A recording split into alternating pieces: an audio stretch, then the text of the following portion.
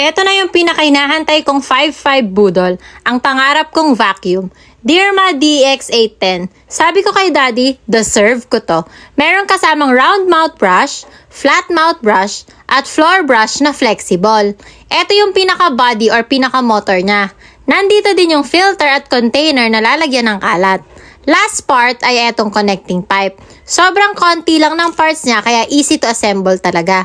Ikakabit lang yung body sa connecting pipe, yung flat brush naman ikakabit sa kabilang dulo ng connecting pipe. Merong arrow pareho para hindi mamali ng kabit. At okay na. Tinesting na nga din namin agad. At ang lakas ng suction niya kaya kuha talaga lahat ng kalat.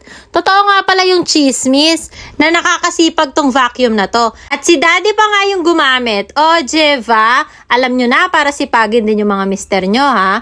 Mahaba nga din pala yung cord niya. Kaya hindi problema kahit saan ka pumunta.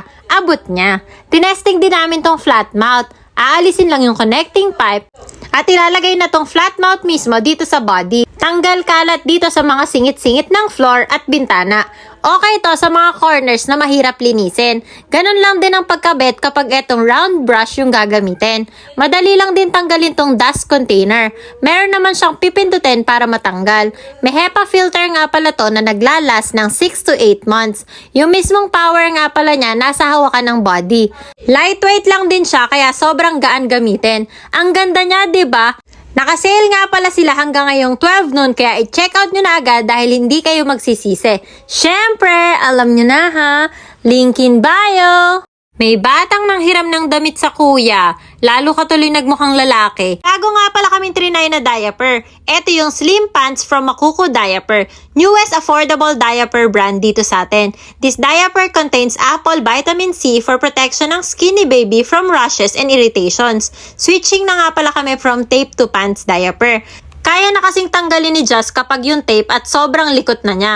Makuko Diaper. Meron siyang 2 types, Comfort at Slim. Yung ginamit ni Just is Slim. At eto namang itest natin ay Comfort. Available sizes from newborn to triple XL. Pinaka nagustuhan ko dito ay yung cute designs niya. Lalo na yung avocado design. May front na nakasulat sa harap, walang wiwi indicator lines tong Comfort. Pero yung Slim, meron. Stretchy waistband sila pareho. Pero ang pinakagusto ko dito sa Comfort, sobrang soft at smooth niya talaga. Sa buong diaper yung smoothness niya. Simula waistbands hanggang sa pinakaloob. Kaya super smooth feeling sa skinny baby. Water test na natin. Nag-prepare lang ako ng 200 ml of water. Pero 100 ml muna yung nilagay ko. Makikita nyo na agad niyang ina-absorb yung water pagkadampi pa lang. And after a few seconds, talagang na-absorb na niya lahat as in tuyong-tuyo na siya. Nag-tissue test na din nga pala ako at walang basang nakuha. Nilagay ko na din yung natitira pang 100 ml. Ina-absorb niya yung water pero hindi na ganun kabilis gaya nung una. Pinalipit-lipit ko na para mag-check kung magli-leak pero hindi. Walang leaks na nangyari. Nilukot-lukot ko na din sa mismong wiwi area. Pero wala talagang leaks. For us, okay na okay ang absorbency ni Makuko. Ang cons ko lang sa kanya, humihiwala yung manipis na outer layer sa pinaka-diaper niya. Parang nababalatan yung diaper. Ganon. Isa pa palang kaibahan ng Comfort and Slim, walang tape sa likod yung Comfort para sa pag-dispose. All in all, must try si Makuko dahil super affordable and maganda siyang gamitin. Available online sa Shopee and Lazada. Syempre, link in bio.